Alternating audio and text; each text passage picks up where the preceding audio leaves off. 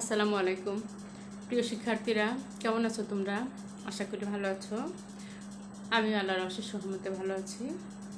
আজকে বিজ্ঞান ক্লাসে তোমাদের স্বাগত। ক্লাস শুরুর আগে আমার পরিচয় এবং পাঠ পরিচিতিটা জেনে নাও। আমি আলিয়া বেগম, সহকারী শিক্ষক বিজ্ঞান, সালেজি সিটি কর্পোরেশন উচ্চ বিদ্যালয়, জামাল খান, চট্টগ্রাম। আমাদের আজকে পাঠ শ্রেণী নবম দশম বিষয় বিজ্ঞান অধ্যায় প্রথম। আজকে আমরা ক্লাস নেব তোমাদের অনু 1.1 এর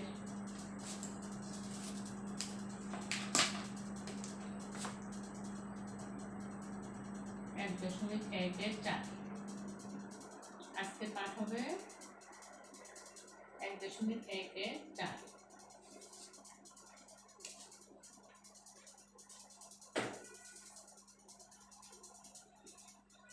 আচ্ছা শিক্ষার্থীরা, গত ক্লাসে আমরা খাদ্যের 6টি উপাদান নিয়ে আলোচনা করেছিলাম। খাদ্য কি, খাদ্যের উপাদান কয়টি, মুখ্য উপাদান কয়টি, গৌণ উপাদান কয়টি, মনে আছে নিশ্চয়ই? তো আমরা বলেছিলাম আমাদের মুখ্য উপাদান হচ্ছে 3টি, শর্করা, আমিষ আর স্নেহ। আর গৌণ উপাদান হচ্ছে 3টি। সেগুলো কি কি? সেগুলো হচ্ছে ভিটামিন, খনিজ লবণ আর পানি। আজকে আমরা গৌণ উপাদানের মধ্যে সবচেয়ে গুরুত্বপূর্ণ যেটা, সবগুলো উপাদানই আসলে গুরুত্বপূর্ণ শরীরের জন্য। ভিটামিনটা আমরা আসলে এটা আমাদের শরীরের জন্য খুব বেশি প্রয়োজন না হলেও এটার গুরুত্ব অনেক বেশি। আমাদের শরীর সুস্থ রাখার জন্য ভিটামিন আমাদের অত্যন্ত প্রয়োজনীয় একটা খাদ্য উপাদান। তো আজকে চলো আমরা ভিটামিন নিয়ে আলোচনা করি। আজকের পাঠ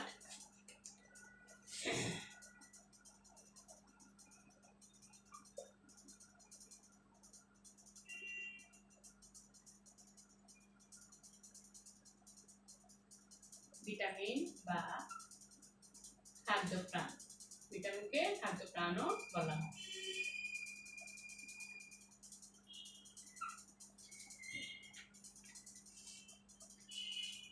তো ভিটামিন কি? প্রথমত ভিটামিন হলো খাদ্যের একটা উপাদান। ভিটামিন সংজ্ঞা যদি আমরা এভাবে দিই, যে ভিটামিন কি, যদি তোমার প্রশ্ন আসে তোমার যে ভিটামিন খাদ্যপ্রাণ খাবারের একটি বিশেষ উপাদান। হ্যাঁ, তো আজকের অধ্যায়ে তোমরা ভিটামিনের ভিটামিনের সংজ্ঞাও বলতে পারবে, ভিটামিনের উৎস বলতে পারবে, ভিটামিনের অভাবে কি কি রোগ হয় তাও বলতে পারবে। আবার অনেক রকমের ভিটামিন আছে, সেগুলো তোমরা বলতে পারবে। জীবের স্বাভাবিক বৃদ্ধি ও পুষ্টির জন্য বিশেষ এক ধরনের খাদ্য উপাদানের প্রয়োজন। এই খাদ্য উপাদানকে কি বলে? ভিটামিন বলে। ভিটামিন কি করে? প্রাণীর স্বাভাবিক বৃদ্ধি ও শরীর সুস্থ রাখার জন্য অপরিহার্য। আমরা যদি প্রতিদিন প্রচুর শাকসবজি, ফলমূল ইত্যাদি খেয়ে থাকি, তাহলে আমাদের দৈনন্দিন খাবার থেকে প্রয়োজনীয় ভিটামিনটা পেয়ে যেতে পারি। ভিটামিনের মধ্যে কিছু ভিটামিন আছে পানিতে দ্রবণীয়, আবার কিছু ভিটামিন আছে স্নেহ পদার্থে দ্রবণীয়। তো স্নেহে দ্রবণীয় ভিটামিনগুলো হচ্ছে কি কি? ভিটামিন এ। তাহলে প্রথম আমাদের কথা হচ্ছে ভিটামিন কি, তোমরা এখন বলতে পারবে নিশ্চয়ই যে ভিটামিন হলো খাদ্যের একটি উপাদান। এবং আর একটু সুন্দর করে বলতে পারলে আমরা বলবো যে বিশেষ এক ধরনের খাবার যা জীবের স্বাভাবিক বৃদ্ধি এবং পুষ্টির জন্য প্রয়োজন, তাকে ভিটামিন বলে। জীবের স্বাভাবিক বৃদ্ধি ও পুষ্টির জন্য বিশেষ এক ধরনের খাদ্য উপাদানের প্রয়োজন, তাকে কি বলে? ওই খাদ্য উপাদানকে কি বলে? ভিটামিন বলে। ভিটামিন কয় প্রকার? 2 প্রকার। কিছু ভিটামিন আছে স্নেহ পদার্থে দ্রবণীয়, আর কিছু ভিটামিন আছে পানিতে দ্রবণীয়। তো স্নেহে দ্রবণীয় ভিটামিনগুলো কী কী? প্রথমে আমরা দেখি। স্নেহে দ্রবণীয় ভিটামিন হচ্ছে ভিটামিন এ। দেখো,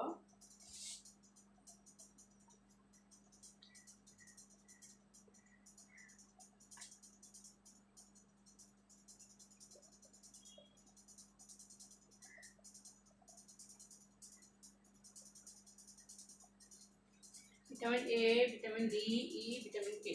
ভিটামিন এ,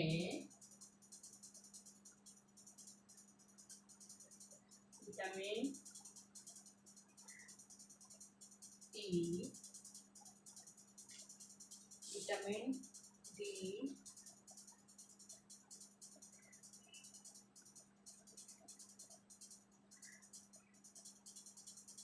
ভিটামিন কে। এই চারটা হচ্ছে স্নেহ পদার্থে দ্রবণীয়। Vitamin A, vitamin E, vitamin D আর ভিটামিন কে। আমাদের দ্রবণে। আর পানিতে দ্রবণীয় ভিটামিনগুলো কি কি ওগুলো একটু আমরা দেখি।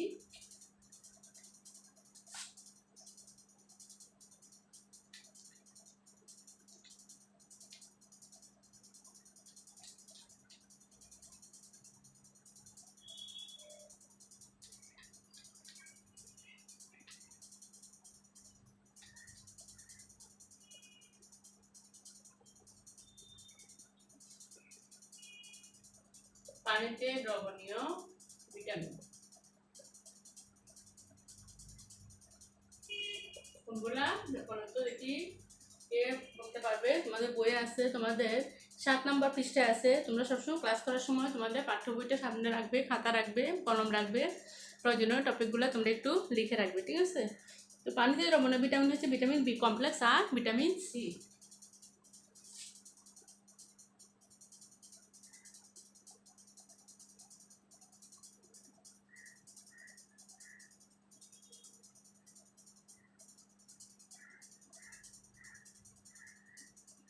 আর হচ্ছে vitamin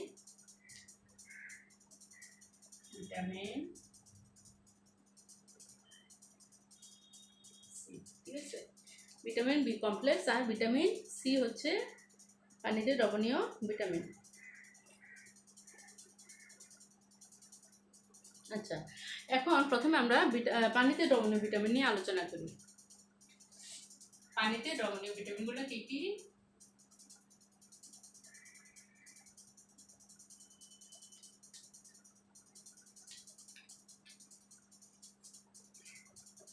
vitamin A. Vitamin A খুবই গুরুত্বপূর্ণ।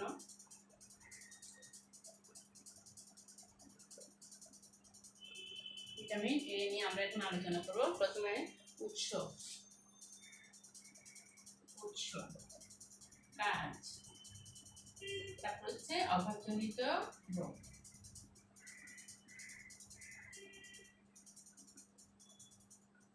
প্রতিটি ভিটামিনের এই 3টা পয়েন্টে কাজ করবে, অর্থাৎ আমরা উৎস কোথা থেকে পাবো, তারপর কি কাজ করবে, আর এটার অভাবে আমাদের শরীরে কি ক্ষতি হয়।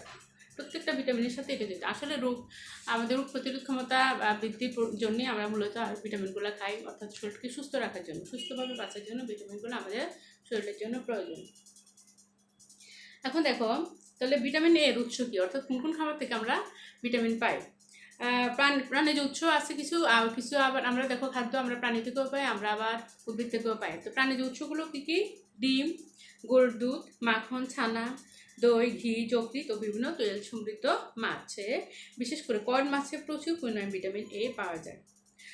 আর উদ্ভিজ উৎসের মধ্যে ক্যারোটিন সমৃদ্ধ শাকসবজি, যেমন দেখো লাল শাক, কচু শাক, পুঁই শাক, পাট শাক, কলমি শাক, ডাঁটা শাক, পুদিনা পাতা, গাজর, মিষ্টি কুমড়া, ঢেঁড়স, বাঁধাকপি, মটরশুঁটি এবং বিভিন্ন ধরনের ফল যেমন আম, পাকা পেঁপে, কাঁঠাল ইত্যাদি, মানে পাকা ফলগুলো আর কি, পাকা ফলগুলোতে প্রচুর পরিমাণে ভিটামিন এ থাকে।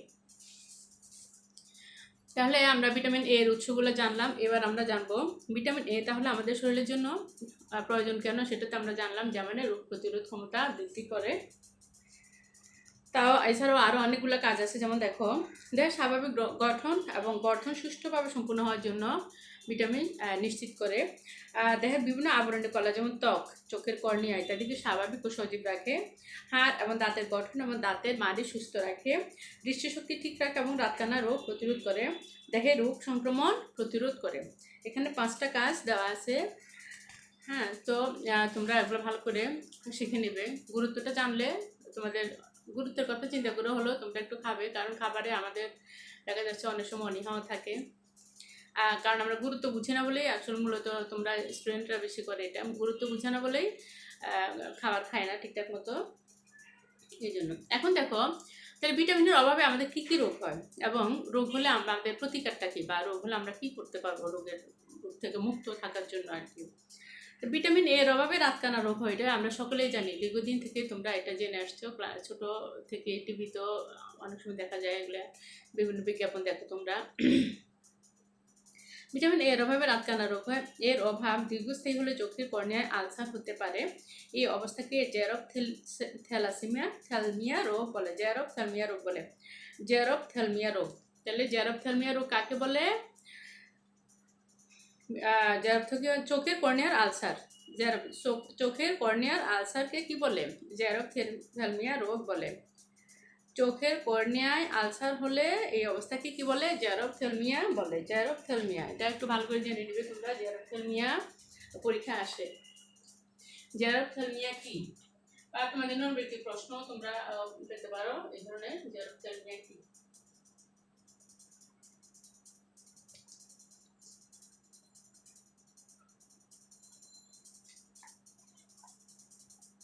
জেরপ্থ্যালমিয়া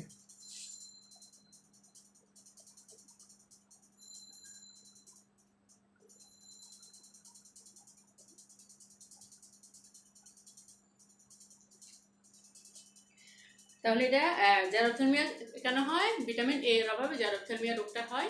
এটা কি রোগ? এটা হচ্ছে চোখের কর্নিয়া কি হয়? আলসার হয়। আর একে বলা হয় জেরপ্থ্যালমিয়া। চোখের কর্নিয়ায় আলসারকে জেরপ্থ্যালমিয়া বলা হয়। তাহলে ভিটামিন এর অভাবে জেরপ্থ্যালমিয়া হয়। এই রোগ হলে কি হয়? আক্রান্ত মানুষ পুরোপুরি অন্ধ হয়ে যেতে পারে। জেরপ্থ্যালমিয়া হলে কি হয়? পুরোপুরি অন্ধ হয়ে যেতে পারে। ভিটামিন এর অভাবে দেহের বৃদ্ধি বাধাপ্রাপ্ত হয়। অনেক সময় ঘা, সর্দি, কাশি, গলা ব্যথা ইত্যাদি উপসর্গ দেখা যায় ভিটামিন এর অভাবে। আচ্ছা, তাহলে এর অভাবে কি হয়? ঘা হয়, সর্দি, কাশি, গলা ব্যথা ইত্যাদি উপসর্গ হতে পারে ভিটামিন এর অভাব দেখা দিলে। ভিটামিন এর অভাবে ত্বকের লোমকূপের গোড়ায় ছোটো ছোটো গুটির সৃষ্টি হতে পারে, সেটাও একটা সমস্যা। তো শারীরিক বিভিন্ন রকমের সমস্যা হতে পারে। এবার আমরা দেখব ভিটামিন ডি। এটা আরও গুরুত্বপূর্ণ একটা উপাদান। একমাত্র প্রাণীজ উৎস থেকে ভিটামিন ডি পাওয়া যায়। ভিটামিন ডি কোথা থেকে পাওয়া যায়? প্রাণীজ উৎস থেকে ভিটামিন ডি পাওয়া যায়। দেখো,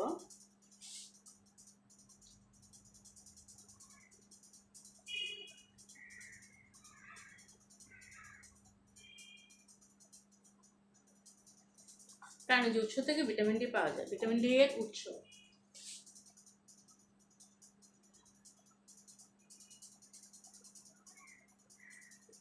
আমরা কোথা থেকে পাই ভিটামিন ডি?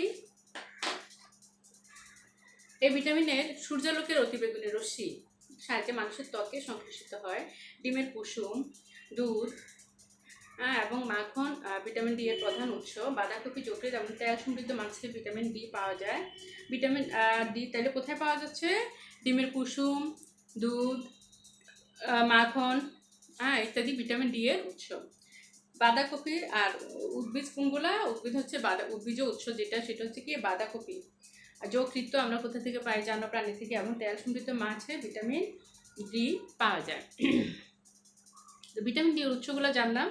এবার ভিটামিন ডি তাহলে আমাদের কী কাজ করে? ভিটামিন ডি শরীরে ক্যালসিয়াম শোষণ করতে সাহায্য করে, যা হাত তৈরির কাজে লাগে। ভিটামিন ডি এর অভাবে শিশুদের রিকেট রোগ হতে পারে। দৈহিক চাহিদা থেকে বেশি পরিমাণ ভিটামিন ডি গ্রহণ করলে শরীরে ক্ষতিও হতে পারে। প্রতিটা জিনিসেরই আধিক্য আসলে ক্ষতি করে। অতিরিক্ত কোনো কিছুই ভালো না, এটা তো আমরা সকলেই জানি। এর ফলে অধিক ক্যালসিয়াম, তাহলে ভিটামিন ডি বেশি হলে কী হয়? শরীরে ক্ষতি হয়। অধিক ক্যালসিয়াম ও ফসফরাস শোষিত হয়, রক্তে এদের পরিমাণ বৃদ্ধি পায়, যে কারণে বৃক্ক, হৃৎপিণ্ড, ধমনী ইত্যাদিতে প্রচুর পরিমাণ ক্যালসিয়াম জমা হতে থাকে। এবার তাহলে ভিটামিন ডি এর উৎস তোমরা জানলে, এবং ভিটামিন ডি এর আমাদের কাজ কী, শরীরের জন্য কী কাজে লাগে সেটাও তোমরা জানলে। আবার ভিটামিন ডি এর আধিক্য হলে কী হয় সেটাও তোমরা জানলে। ভিটামিন ডি এর আধিক্য হলে কী হয়?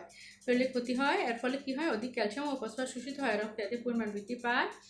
রক্তে যখন ভিটামিন ডি এর পরিমাণ বৃদ্ধি পায় তখন কী হয়? বৃক্ক, কিডনি, হৃৎপিণ্ড, বৃক্ক বা কিডনি, বৃক্ক আর কিডনি একই কথা, হৃৎপিণ্ড, ধমনী ইত্যাদিতে প্রচুর পরিমাণ ক্যালসিয়াম জমা হতে থাকে। এতে কী হয়? আমাদের শরীরে ক্ষতিও হতে পারে।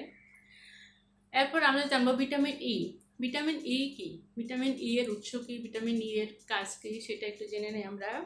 সব রকম উদ্ভিজ ভোজ্য তেল, বিশেষ করে পাম অয়েল ভিটামিন ই এর ভালো উৎস। প্রায় সব খাবারে কম বেশি ভিটামিন ই আছে। তাছাড়া শস্যদানার তেল, যেমন তুলা বীজের তেল, সূর্যমুখী বীজের তেল, লেটুস পাতা ইত্যাদিতে ভিটামিন ই পাওয়া যায়।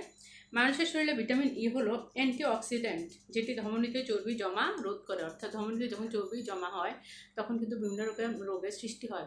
এই ধমনীতে চর্বি জমাটা রোধ করে কে? Vitamin E. এবং সুস্থ ত্বক বজায় রাখে। এছাড়া ভিটামিন ই কোষ গঠনে সাহায্য করে এবং মানুষ এবং অন্যান্য প্রাণীর বন্ধ্যাত্ব দূর করে। ভিটামিন ই এর অভাবে জরায়ুর মধ্যে ভ্রূণের মৃত্যু হতে পারে। দৈনিক সুষম খাদ্য গ্রহণ করলে এই ভিটামিনের বিশেষ অভাব হয় না। তাইলে ভিটামিন ই এর অভাব হবে না কখন? যখন আমরা সুষম খাদ্য গ্রহণ করবো পর্যাপ্ত পরিমাণে, তখন কি হবে? আমাদের এই ভিটামিন ই এর অভাবটা আর হবে না। এরপরে আমরা এতক্ষণ যেগুলো নিয়ে আলোচনা করলাম সেগুলো ছিল স্নেহ পদার্থে দ্রবণীয় ভিটামিন। এখন আমরা আলোচনা করব পানিতে দ্রবণীয় ভিটামিনগুলো নিয়ে। পানিতে দ্রবণীয় ভিটামিন কি কি? দুইটা ভিটামিন আছে, আমরা বলছিলাম ভিটামিন বি আর একটা কি? Vitamin C. Vitamin B complex আর ভিটামিন সি, এই দুইটা হচ্ছে কি পানিতে দ্রবণীয় ভিটামিন।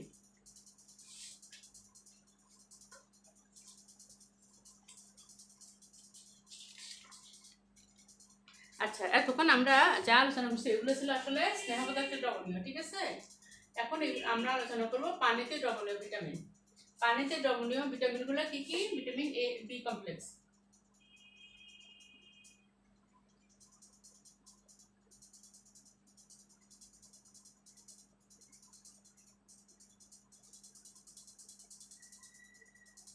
আর হচ্ছে ভিটামিন সি।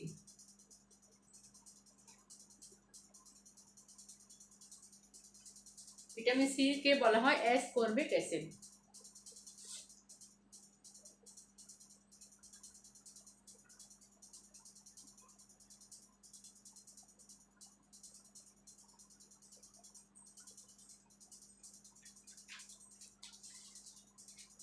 স্নেহ পদার্থের দ্রবণীয় ভিটামিনগুলো আমরা এতক্ষণ আলোচনা করেছিলাম, সেগুলো কি ছিল?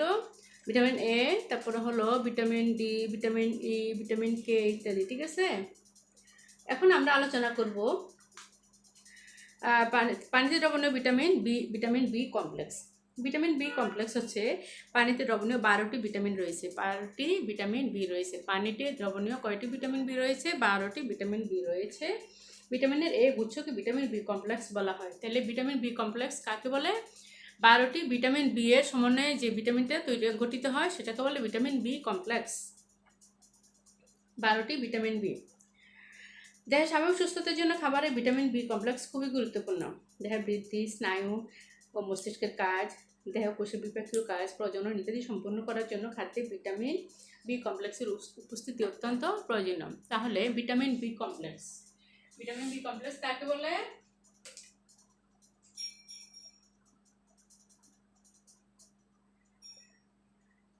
Vitamin B complex.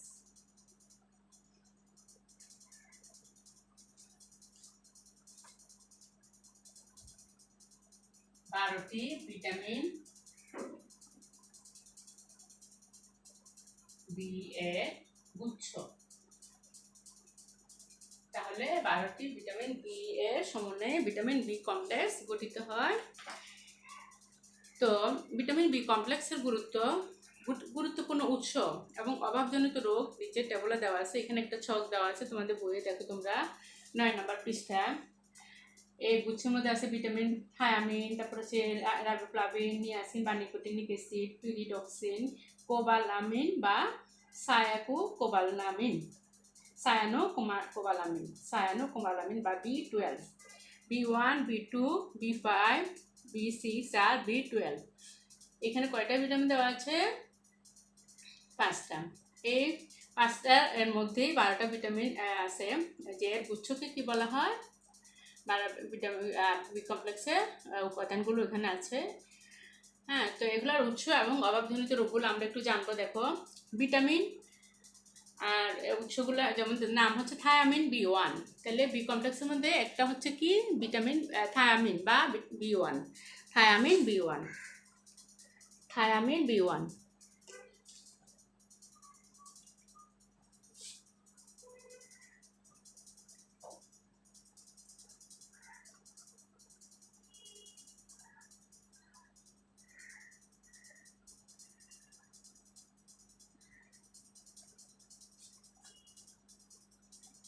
দেখো,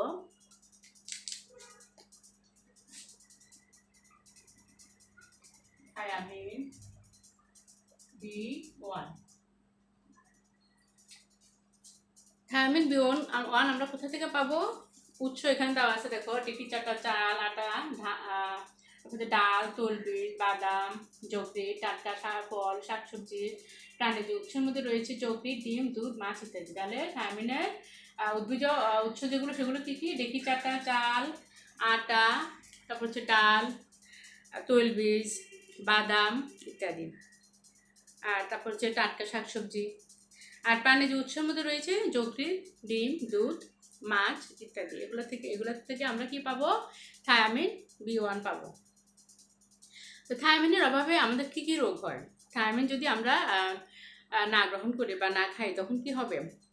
বা এটা থায়ামিনের অভাব হলে দেহে থায়ামিনের অভাবে কি হয়? বেরি রোগের লক্ষণ প্রকাশ পায় এর অভাবে। তাহলে বেরির অভাবে কি হয়? বেরিটা হলে কি হয়? স্নায়ু দুর্বলতা, মানসিক অবসাদ, ক্লান্তি, খাওয়ায় অরুচি, ওজনহীনতা ইত্যাদি সমস্যা দেখা দেয়। তাহলে থায়ামিন কী কী খাবারের উৎসে পাওয়া যায়? দেখি চাল, আটা, ডাল, তেলবীজ, বাদাম, যকৃৎ, টাটকা ফল, সবজি, প্রাণীজ উৎসের মধ্যে রয়েছে কি? যকৃৎ, ডিম, দুধ, মাছ ইত্যাদি। আর এটার অভাবে কি হয়? বেরি লক্ষণ প্রকাশ পায়। আর হচ্ছে স্নায়ু দুর্বলতা, মানসিক অবসাদ, ক্লান্তি, খাওয়ায় অরুচি, ওজনহীনতা অর্থাৎ ওজন কমে যায় ইত্যাদি সমস্যা দেখা দিতে পারে। এরপর আমরা দেখব রাইবোফ্লাভিন, যেটা আমাদের প্রায় হয়।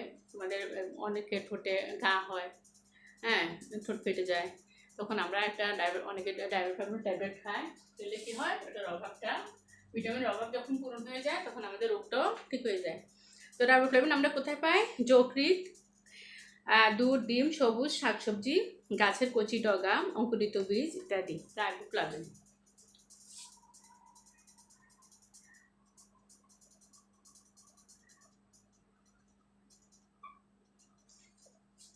রাইবোফ্লাভিন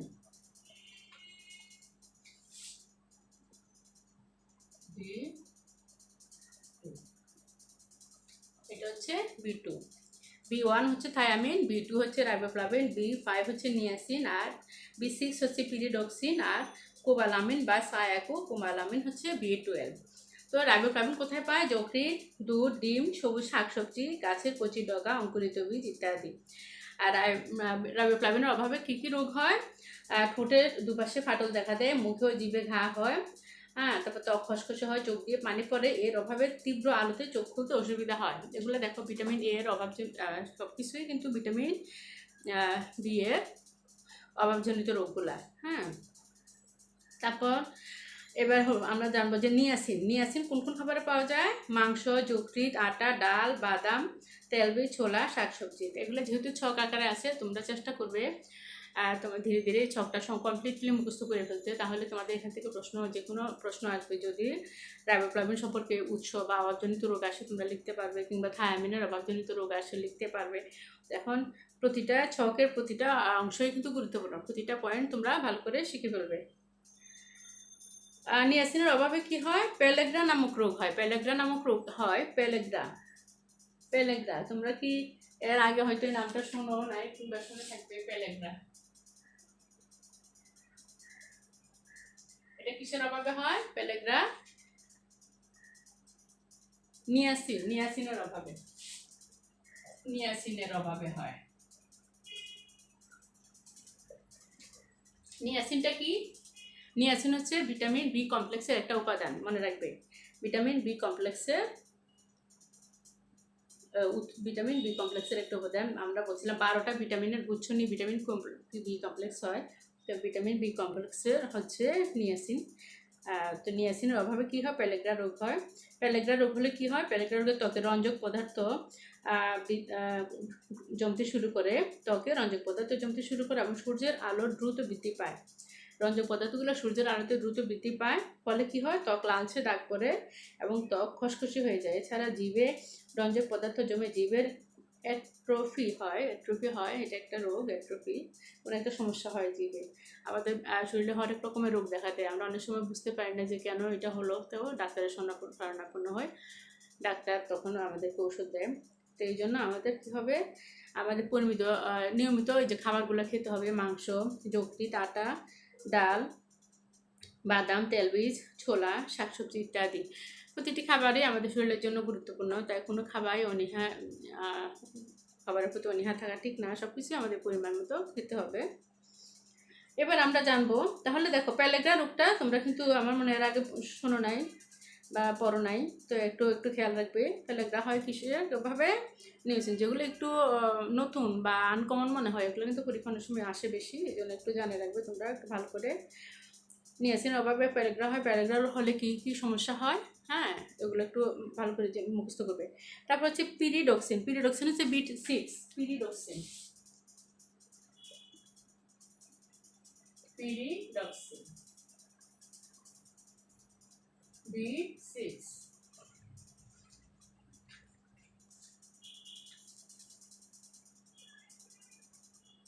আচ্ছা, B6 কোথায় পাওয়া যায়? ডাল, আটা, মাছ, মাংস, শাকসবজি, ছোলা, ছত্রাক, বৃক্ষ, ডিমের কুসুম ইত্যাদি ইত্যাদিতে পিরিডক্সিন পাওয়া যায়। পিরিডক্সিনের অভাবে কি হয়? খাওয়ায় অরুচি, বমিভাব ও অ্যানিমিয়া রোগ দেখা দেয়। পিরিডক্সিনের অভাবে অ্যানিমিয়া রোগ দেখা দেয়, অর্থাৎ রক্তশূন্যতা। রক্তশূন্যতাকে আমরা বলি অ্যানিমিয়া। তাহলে এই রক্তশূন্যতা দূর করার জন্য, মানে রক্তশূন্যতা যেন না হয় তার জন্য আমরা কি খেতে হবে? চাল। যেটা আমরা খাই, আমাদের প্রধান খাবারই তো ভাত, তারপর আটা খাই, মাছ খাই, মাংস খাই, শাকসবজি খাই, ছোলা, ছত্রাক। হ্যাঁ, ছত্রাক বলতে আমরা ওই যে তোমাদের মাশরুম যে নাম শুনছো তোমরা, এগারিকা ছত্রাকের একটা আঞ্চলিক নাম হচ্ছে মাশরুম, যেটা এখন খাবার হিসাবেও ব্যবহৃত হয়, বিভিন্ন দেশে চাষও করা হয়। তারপর বৃক্ষ বা যকৃৎ, ডিমের কুসুম ইত্যাদি খেতে হবে আমাদের, কেন? রক্তশূন্যতা দূর করার জন্য, ঠিক আছে? এগুলো আমরা খাই, আবার অনেকে অনীহা দেখাও তোমরা, কিন্তু তোমরা এগুলো সব খাওয়ার চেষ্টা করবে এখন থেকে, যেহেতু খাদ্য গুণগুলো তোমরা এখন জানবে। এবার আমরা জানবো কোবালামিন বা সায়ানো কোবালামিন, অর্থাৎ B12। কোবালামিন,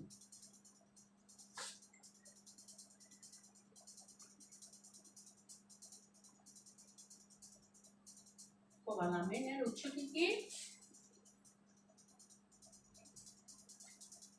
B12, 12টি ভিটামিনের একটা উৎস B12। এটাকে কি বলে? বি কমপ্লেক্স বলা হয়। ভিটামিন বি কমপ্লেক্স কোথায় দ্রবণীয়? পানিতে দ্রবণীয়।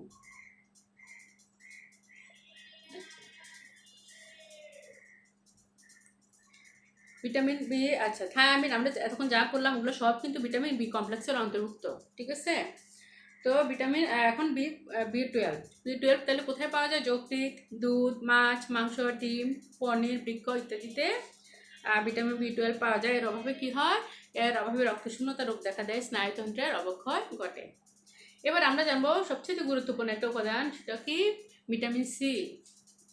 ভিটামিন সি এর অভাবে আমাদের অনেক রকমের রোগ হয়, মূলত vitamin A, vitamin B, vitamin C, এই তিনটেই আমাদের জন্য বেশি গুরুত্বপূর্ণ, এবং ওটার অভাব হলে আমাদের অনেক রকমের সমস্যা দেখা দেয়। ভিটামিন সি, ভিটামিন সি কে আমরা বলছিলাম অ্যাসকর্বিক অ্যাসিড। ভিটামিন সি, আর এটার নাম কি? অ্যাসকর্বিক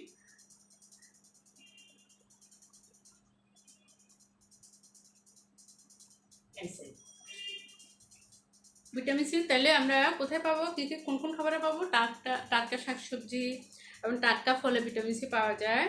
শাকসবজির মধ্যে পুঁই শাক, মূলা শাক, লেটুস পাতা, ধনে পাতা, পুদিনা পাতা, কাঁচা মরিচ, ফুলকপি, করলা ইত্যাদিতে ভিটামিন সি আছে।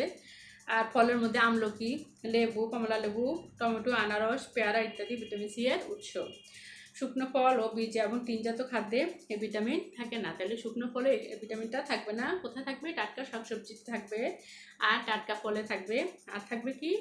শাকসবজির মধ্যে যেমন মূলা শাক, লেটুস পাতা, ধনে পাতা, পুদিনা পাতা, কাঁচামরিচ, ফুলকপি, করলা ইত্যাদিতে ভিটামিন সি থাকে। আর ফলের মধ্যে টক ফলগুলো বিশেষ করে, যেমন দেখো কমলা, তারপরে হচ্ছে আমলকি, টমেটো, আনারস, পেয়ারা, লেবু ইত্যাদিতে ভিটামিন সি থাকে। তো আমলকিকে কি বলা হয়? ভিটামিন সি এর রাজা বলা হয়। ভিটামিন সি আমরা কেন খাবো? ভিটামিন সি আমাদের কি কাজ করে দেখো, ত্বক, হাড়, দাঁত ইত্যাদির কোষগুলোকে পরস্পরের সাথে জোড়া লাগিয়ে মজবুত করে কে? Vitamin C. শরীরের ক্ষত পুনর্গঠনের কাজে সাহায্য করে ভিটামিন সি। দাঁত ও মাড়ি শক্ত রাখে। তারপরে স্নেহ, আমিষ ও অ্যামাইনো অ্যাসিডের বিপাকীয় কাজে ভিটামিন সি গুরুত্বপূর্ণ ভূমিকা রাখে। ত্বক মসৃণ এবং উজ্জ্বল রাখে, রোগ প্রতিরোধ করে। এখন ভিটামিন সি উৎস জানলাম, আমরা ভিটামিন সি এর কাজগুলো জানলাম। এখানে 6টা কাজ দেওয়া আছে, তোমরা এগুলো ভালো করে জেনে নেবে, উৎসগুলো জেনে নেবে। ভিটামিন সি এর তীব্র অভাবে কি কি রোগ হয় দেখো, স্কার্বি রোগ হয়। আর স্কার্বি রোগ হলে কি হয়, দাঁতের মাড়ি দিয়ে রক্ত পড়ে। এর অভাবে অস্থির গঠন শক্ত ও মজবুত হতে পারে না।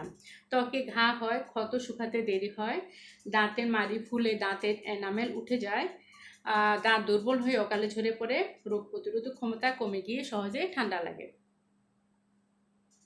তো আজ আমাদের পাঠ প্রায় শেষ পর্যায়ে। তোমরা সকলে ভালো থাকবে এবং যা যা আজকে পাঠ দিলাম ওগুলা তোমরা শিখবে, প্রয়োজনীয় তথ্যগুলো খাতায় লিখবে এবং যে ভিটামিন কমপ্লেক্সের যে ছকটা আছে এটা ভালো করে তোমরা শিখে রাখবে বা একটু খাতায় লিখে রাখলে ভালো হবে। তোমরা বিদ্যালয় খোলার পরে আমাদেরকে দেখাতে পারবে। আজ এ পর্যন্তই, তোমাদের বাড়ির কাজটা লিখে নাও।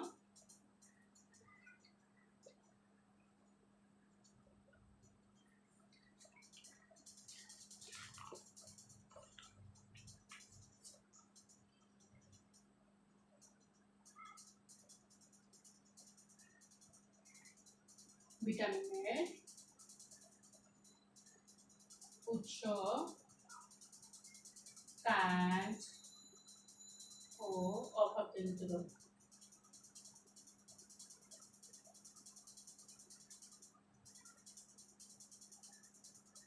শিখবে ও লিখবে। তাহলে বিভিন্ন ভিটামিনের উৎস, কাজ ও অভাবজনিত রোগ শিখবে ও খাতা লিখে রাখবে। বিদ্যালয় খোলার পরে তোমরা শ্রেণী শিক্ষককে দেখাবে। আজ এ পর্যন্ত সকলে ভালো থাকবে। খুদা হাফেজ।